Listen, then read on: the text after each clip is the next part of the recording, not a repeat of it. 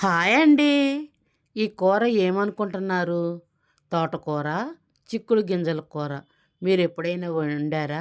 ఇది అన్నంలోకే కాదండి, చపాతీలోకి, రాగి సంగటల్లోకి చాలా అద్భుతంగా ఈ కూరైతే చాలా బాగుంటదండి. ఒక్కసారి మీరు ఇలా చేసుకోండి. దీని రుచి అయితే అద్భుతం, అమోఘంగా ఉంటది. ఎందుకంటే తోటకూర, చిక్కుడు గింజల కాంపిటీషను సూపర్ అండి. మీరు గనక నా వీడియో ఎవరైనా కొత్తగా చూస్తే లైక్ చేయండబ్బా! సబ్స్క్రైబ్ చేసుకోండి. మీ కామెంట్స్ నాకు తెలియచేయండి. దీని ప్రాసెస్ ఏమిటో ఇప్పుడు చూద్దాం.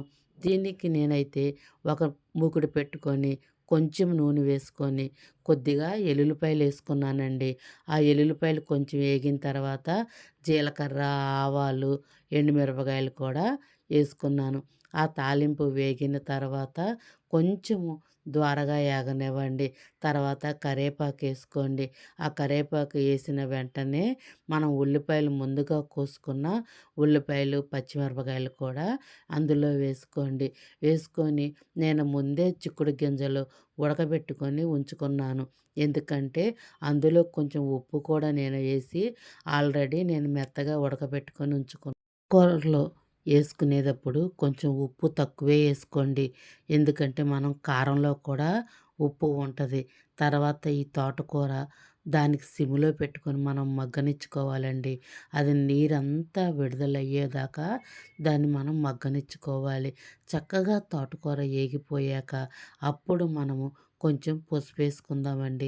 ఆ పసుపేసుకొని మనం కూర మొత్తము కూడా ఒక్కసారి పైకి కిందకి కూరంతా తిప్పుకుంటే చక్కగా అందులో ఉన్న నీళ్ళన్నీ విడుదల చేసి చక్కగా మగ్గిపోయిద్దండి.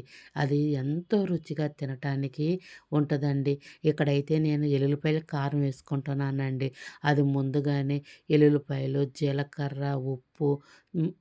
మొత్తము కూడా నేను మిక్సీ పట్టుకొని ముందుగా ఉంచుకుంటానండి.